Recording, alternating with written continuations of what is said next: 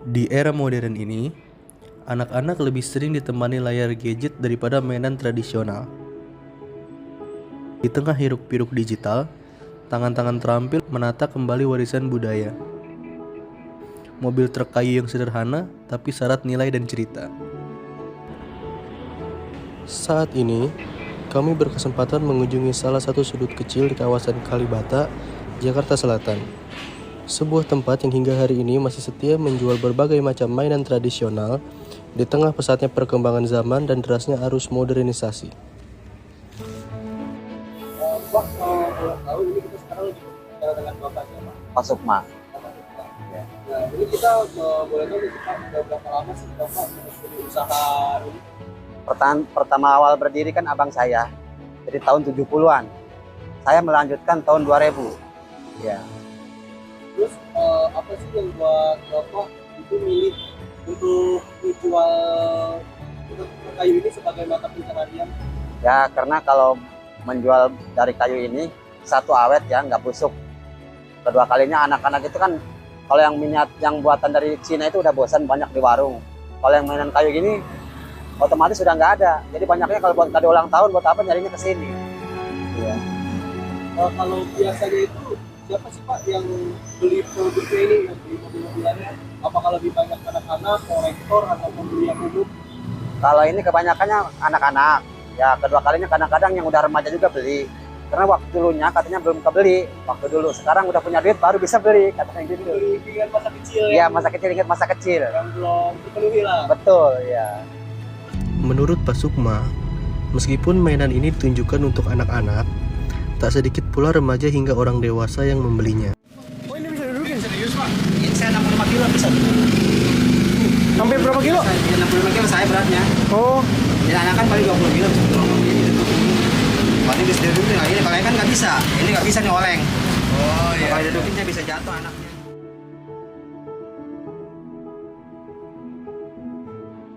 Terus dari mana sih Pak Bapak belajar buat truk kayu ini? Apakah dari turunan keluarga atau bukan bikin sendiri? Pertama dari abang saya ya, pertama bikin, setelah bikin jadi yang belinya itu ngantri. Setelah itu dari yang tukang bikinnya ada dari Kerawang pertamanya ya. Terus lama-lama dari Kerawang itu produksinya kurang bagus. Saya ambil dari Lampung, jadi produksinya bagus gitu. Jadi orang nyari kan yang bagus kualitasnya, bukannya asal jadi doang sekarang. Apa sih Pak yang membedakan produk truk kayu yang dari Karawang tadi sama yang dari Lampung? Apa kualitasnya atau daya tahannya? Oh begini, ini saya kasih contoh ya. Ini kalau dari Lampung, ini kan dari kayu nih. Ini kayu sasisnya. Kedua kali, terus ininya bisa dibuka. Ininya pakai baut. Jadi biarpun ditekan begini nggak lemes. Oh, Itu.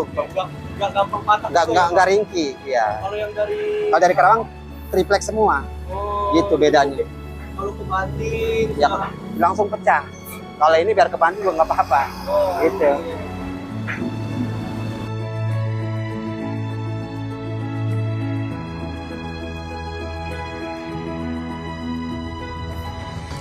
Setiap goresan kayu, setiap cat yang diperbaharui, bukan sekedar perawatan. Ini adalah upaya menjaga tradisi, menghormati warisan, dan memastikan setiap mobil kayu dapat terus menghibur dan mendidik generasi muda. Kalau misalkan boleh tahu ini tantangannya itu apa sih Pak dalam jual truk kayu ini di gempuran udah banyak mobil remote di era modern ini, tantangan terbesarnya itu apa Pak? Ya sebetulnya sih nggak masalah ya biarpun bersaing sama produksi Cina, tapi anak-anak tuh masih milih yang kayu karena ini tradisional jadi unik lah gitu aja. Nggak nyari yang biasa kan, ini kalau elektronik udah biasa ya. Ya udah biasa, udah banyak di warung. Zaman sekarang mungkin generasi yang nggak merasakan mobil kayu ini. Betul ya. Terus Bapak ini pernah nggak sih Pak coba memasarkan produk ini di online atau ke pasar yang lebih luas kayak ke Shopee, Tokopedia, atau segala macam? Oh kalau itu enggak, soalnya ini kan udah terkenal istilahnya. Jadi tinggal buka YouTube aja, mainan kayu yang di Jakarta cuma di sini doang, udah nggak ada lagi. Iya. Jadi memang pure toko offline aja ya Pak? Betul. Iya.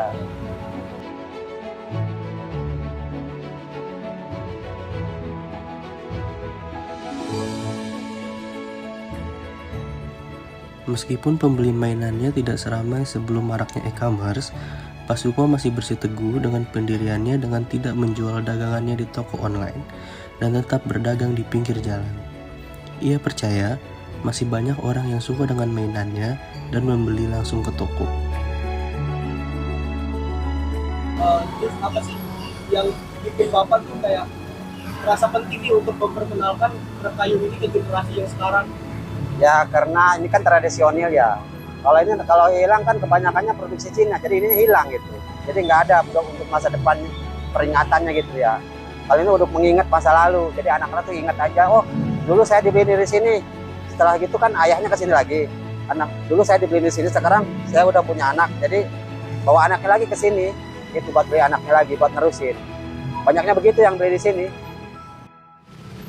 Yang mana aja Pak? Mulai dari harga berapa yang paling murah? Ini harga mobilannya mulai dari harga 75, ada yang harga 2,5, ada yang harga 3,5 yang itu. 3,5 yang ini.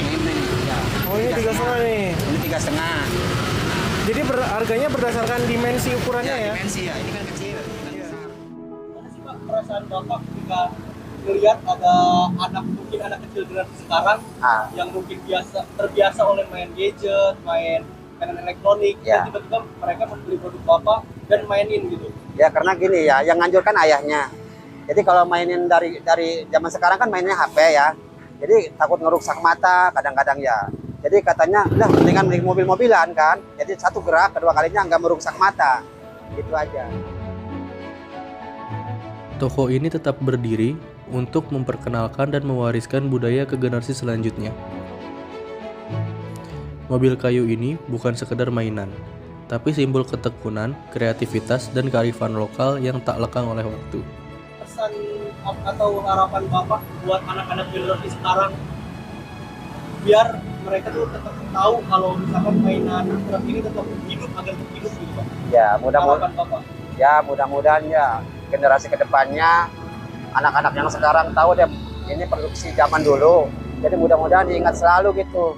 Mudah-mudahan diingat selalu waktu dulu itu begini gitu ya. Kalau sekarang kan udah modern. Kalau masa lalunya begini, jadi teringat gitu aja. Pak Sukma berharap generasi-generasi selanjutnya tidak serta-merta melupakan mainan yang sudah ada sejak zaman dahulu, agar selalu mengingat nilai budaya, kebersamaan, dan kesederhanaan yang terkandung di dalamnya.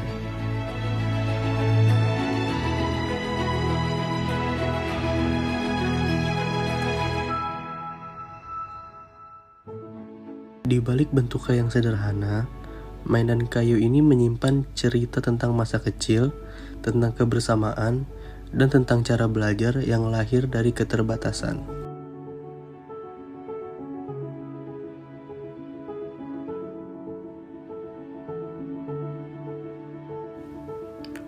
Melalui dokumenter ini, penonton diajak untuk tidak hanya mengenang, tetapi juga menjaga dan menghargai warisan yang pernah membesarkan banyak generasi, agar mainan tradisional tidak sekedar menjadi kenangan, melainkan tetap hidup dan dikenal oleh anak-anak di masa depan.